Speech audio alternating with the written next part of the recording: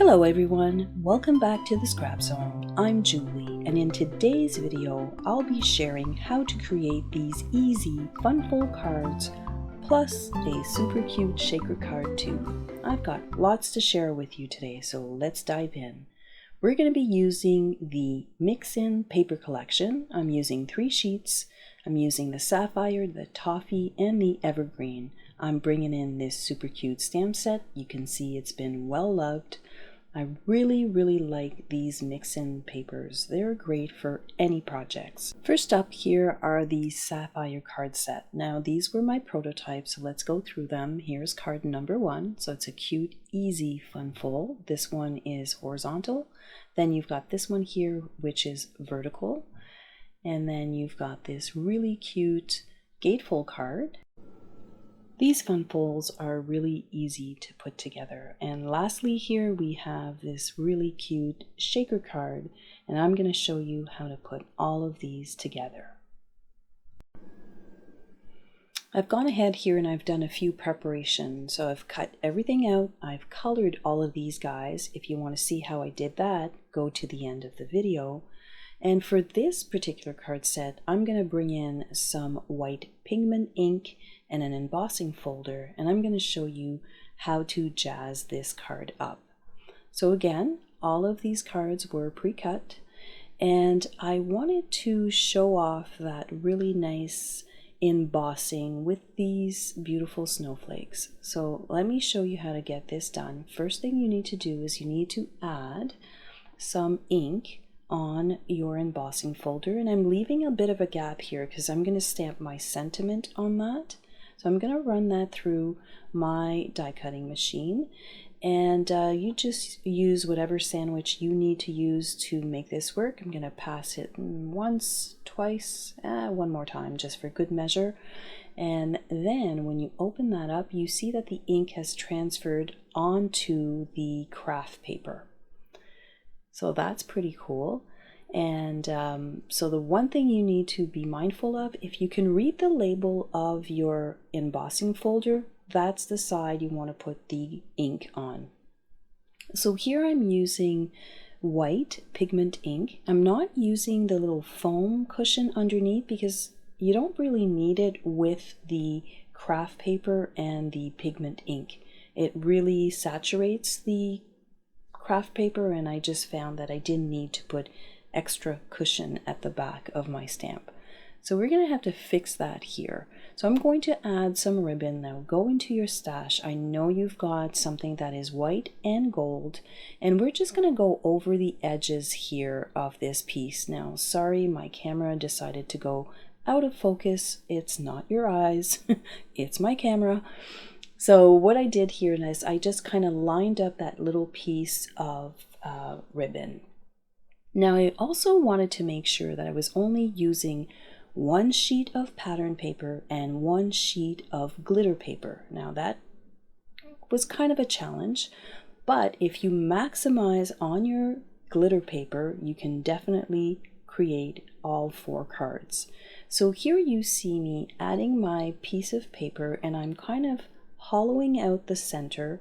I'm putting that blade 1/2 inch from the top, 1/2 inch from the bottom, and that piece is 1/2 inch inside my particular trimmer. So yours might be a little bit different, but here you can see that I've got glitter paper for my larger piece, and this one here I've got glitter paper for that accent piece as well.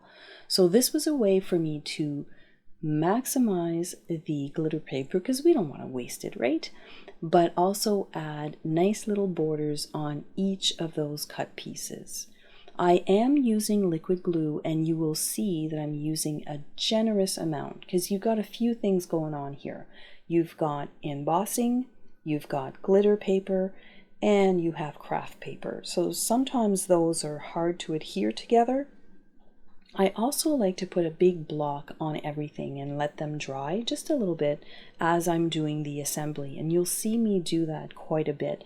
And I find that by just adding a block or a book, whatever you have on your craft table, it really helps. All the little elves have been popped using 3D foam tape, and I'm adding a little bit of twine directly to the back of them. Now if you think about it ahead of time, you can just create all of your little loops and then you can just tuck them behind your little gnome and then you're ready to go. So I'm just going to fuss with it here because I know we all fuss with our little loops, and I'm going to complete card number 1. Everything is nice and dry. I've stamped that sentiment, and you saw here I tried it in the toffee and it really didn't stand out, so then I flipped it over and I stamped it with the Scarlet ink, and I really preferred that color. So for this top piece, I am using thin 3D foam tape. I just found that it gave it a nice dimension. You don't have to do that. You can squish it down all the way down, but I just liked that it gave it more dimension. So I'm the first to say that I don't always finish the inside of my cards, but all of these here are all done up. So of course, no card is complete without a couple of gems here and there, and that's it. Card number 1. So I think it's pretty cute. And then when you open it up inside, the inside is all done up, the outside is all done up. So I was pretty happy about that. I've gone ahead here and I've done the embossing for both card number 4 and number 2, I believe. Just make sure that you wash your embossing folder when you're done. I've done some pre-stamping, pre-coloring, and we're going to put card number 2 together. So I just want to show you again one more time to maximize on that sheet of glitter paper. I've gone ahead, I've hollowed out that piece, leaving a 1/2 inch all the way around, and then just because of my paper trimmer, I kind of tend to do 1/2 inch all the way around, and then I go back and I take off that extra little bit at the bottom. We're going to fold this one in half, and we're going to adhere all of those pieces together. Again, I'm kind of keeping them underneath my block to make sure everything kind of glues down correctly. I'm going to assemble my little gnome. Aren't these cute? I really like the way that they turned out. So I don't know about you, but sometimes when you make cards and you make lots of cards, you kind of need to change it up a little bit. So I decided to make a set of 12 cards, but change up the colors. And it just kept this whole project really interesting because they all look different, but you're not creating that same card with the same colors 3 times in a row. And have you ever done a project where you think, oh, if I do this again, I'm going to change it up a little bit, or I'm going to do this, or I'm going to put it together this way? Well, this gives you that opportunity because it's almost 3 projects in one, but you're repeating the same card. So it makes it a lot easier and faster to put them all together. So here we're going ahead and we're assembling card number 3. And this one is a gatefold card. So you just have to make sure when you fold those in that you really position your edges and make sure that everything is nice and secure and nice and flush. And then you're going to add all of your pieces. So here I've gone ahead and I've added quite a bit of glue, same as everything else. I'm going to add those little loops at the back. And we're going to start the assembly of this card.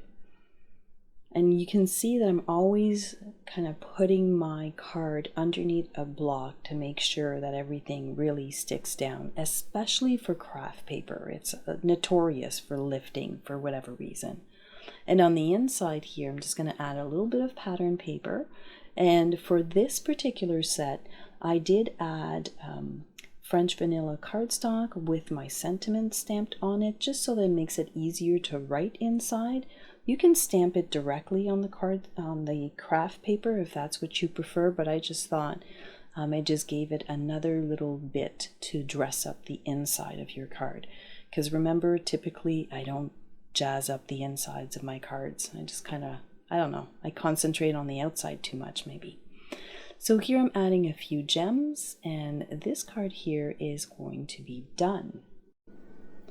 So if you want to quickly move along this video and you want to go to card 1, 2, and 3, I've time-stamped them in the description box below. So just go down below and go to the card that you want to see in this video.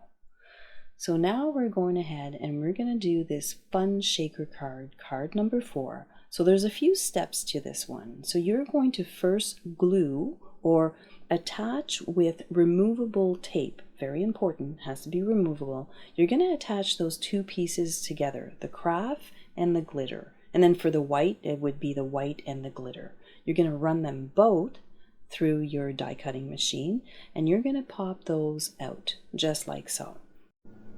You have to be careful here when you separate these two pieces because you ran it through your die cut machine. Your removable tape or your washi tape is going to be really stuck down, but if you take your time and you pull it off gently, it shouldn't rip your paper at all or your craft paper. So you can see here that that little gnome is going to fit right in that center. So you're taking your embossing folder here, you're going to add some ink. So you're adding it to the back side where you can read the label.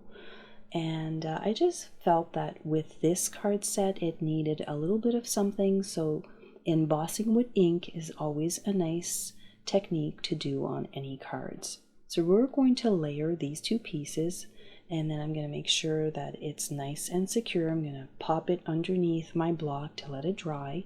We're going to fold this card together. This is a top folding card, and we're going to do a little bit of the assembly while everything is drying. So I'm going to add my pattern paper on the inside of the card. Just going to make sure that it's nice and straight. I'm going to add my little tree.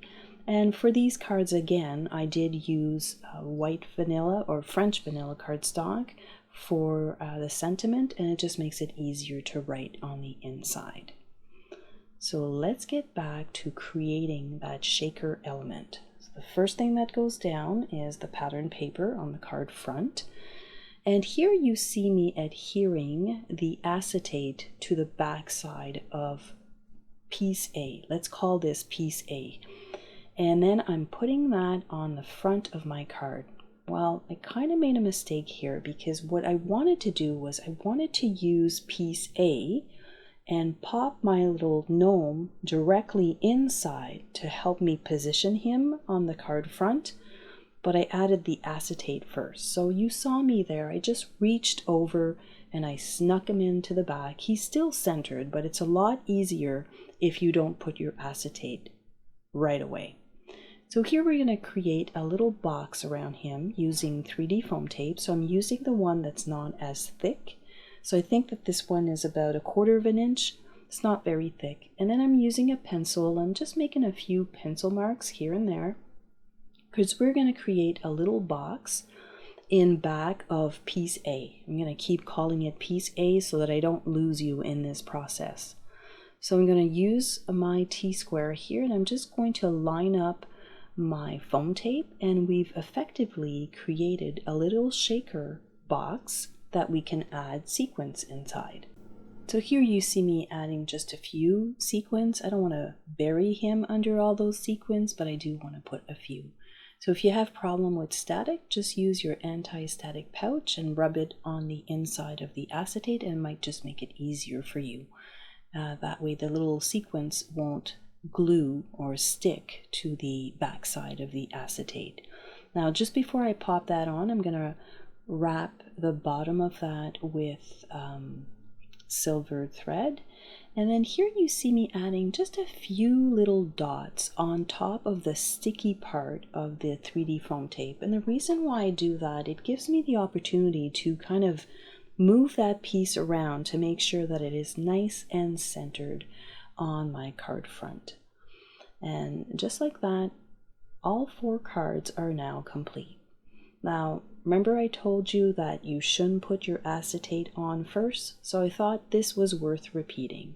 So I'm going to show you the way I wanted to do it, but I just filmed it differently, and it's okay because, you know, sometimes you don't always create things the same way. So here I'm using the white and the evergreen cards, and right before I put the acetate, I popped my little gnome inside, so he's centered on my card, and I used piece A to center him in there.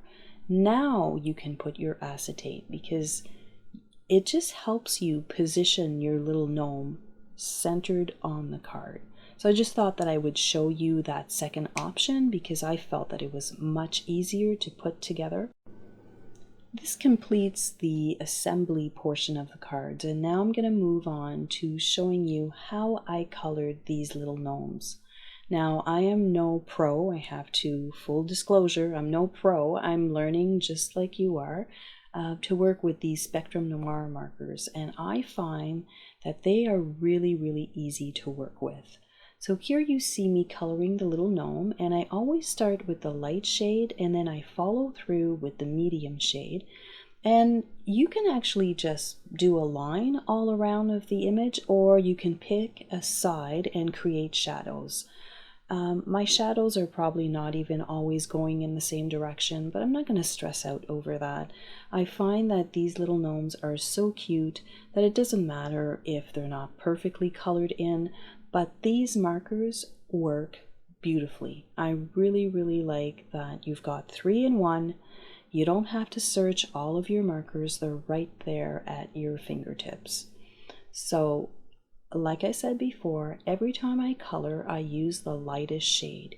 Here I'm going to add a little bit of shadow to his beard, and you're probably thinking, wow, that's really dark. I'm going to pull in that blender marker, and that's how I blend out the color. So that blender marker is more of an eraser. Think about it as an eraser, and that's how I can blend out some of the colors that I've used.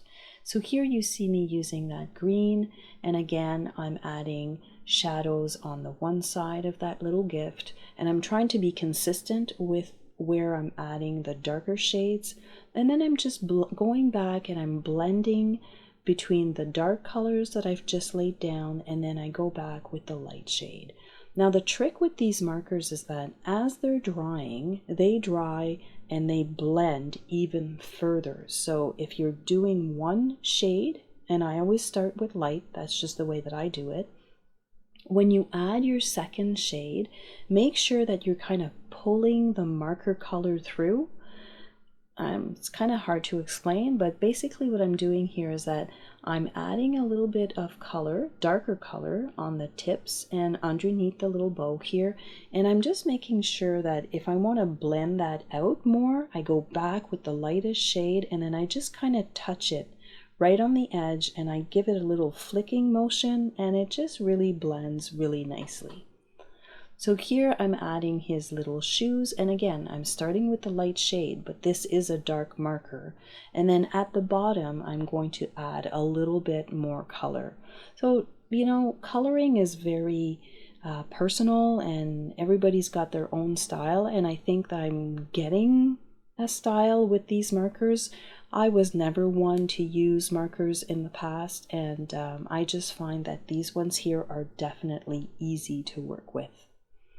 So we're going to go ahead and I'm going through all of these guys. So if you want to skip through this, that's fine. But if you want to get an idea of how they were colored, this is how I did it. And then, of course, they were done differently with the greens and with the blues.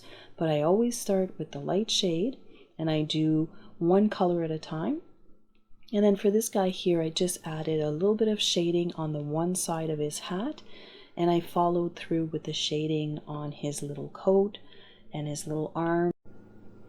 So as you can see here, I've sped up this process quite a bit. And being a novice, like I'm not a pro whatsoever, but I do find that I'm getting really good results with these markers. I really, really like them. So here I'm adding a little bit of red, and I'm going to do that same thing. I'm going to lay the first color down, which is the light shade. And I'm doing the light shade on all of the elements that I want to color with that same shade and color. And then I go back and I touch it up with the medium tones here, and I add a little bit of dimension and shading, and then I'm done with the red marker. The darker markers are somewhat intimidating when you first start working with them because the colors are really rich and they're really saturated, but you know, you just kind of take your time and you add the colors. And again, these are really, really fun to make. I really like to make their little nose. It just comes to life the minute you start coloring that little nose in.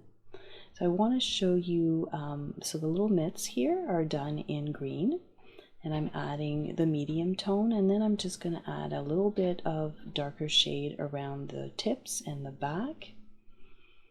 And I want to show you one more time here how I'm doing the shading for the beard. And when you lay that down, first I'm just doing one little line, and then I'm pulling with the blender marker, I'm pulling on the color, on the shade itself, and I'm just using little flick motions.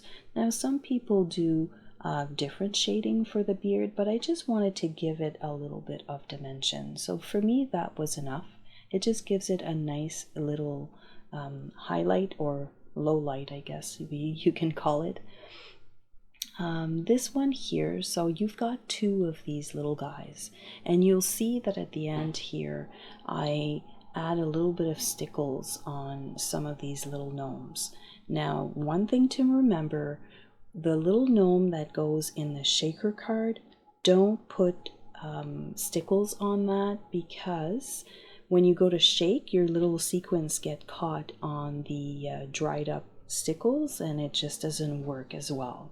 So for your little gnome that's inside your shaker card, I would not put any stickles, but for all of the other ones, go to town and glam them up, because they are so much fun. So I'm going to add a little bit of gray here at the bottom of his hat. Those little white dots for this little guy here, I'm going to leave them blank because I'm going to come back with stickles. So for his little beard, you're going to see I'm going to use the same marker, this gray marker, but I'm using the light shade. So the easiest thing is just to do a little line underneath his hat and on one side of his beard. I did this before coloring in the little Christmas lights, because otherwise when you bring in that eraser or that blender marker, it kind of saturates the color a little bit, and your little Christmas lights might bleed out. So that's one thing that you should be mindful of. Well, this guy's almost done. We're just going to add a few little dots here of the darker brown, and we're going to finish off those little Christmas lights. But you can see that they come together really, really nicely, and they're super sweet. It was a lot of fun to play with these, and if you like to color, you're gonna love to color these guys right here. I'm adding a little bit more shading, and you can see that I've got dimension and lots of colors. So I did go ahead and I colored the one at the top, and here I'm going to show you how to color those little trees. And they're actually little mushrooms. If you look closely, you will notice that those are two little mushrooms sitting one on top of the other. So I'm going to shade that in, and I'm just picking a side, and I'm adding the darker shade on the one side, and then I just kind of blend it out by repeating the same base color. So since this is a little mushroom, I decided to put the bottom here lighter, and then the little star, of course, is going to be a nice little gold. And I'm going to do the stem. So the stem, if it was a true mushroom, it would be light, but because we're trying to make it look like a tree, I decided to make it dark. So that's pretty much the coloring of all of these little gnomes, and then once everything is nice and dry, go ahead and add stickles to all of the different pieces to highlight or to further embellish these little characters, because they are characters. This one here, I'm telling you, yep, don't put any stickles on that one, because you need to use one of those for a shaker element. And I just thought, okay, I'll add a little bit more color, so I'm going to go back here and add a little bit of green on his little toque, and then we're done with the coloring of these gnomes. So I hope that this has helped you. As you can see, it's not very difficult to color with these markers. So I really like them, and I hope that you give them a try. So here are the complete set. We've got Scarlet, Evergreen, and Sapphire. So thank you so much for hanging out with me today. And don't forget to click that little gray bell to receive notification to see my future projects. And if you like this video, you might want to check out this one right here. Have yourself a wonderful day.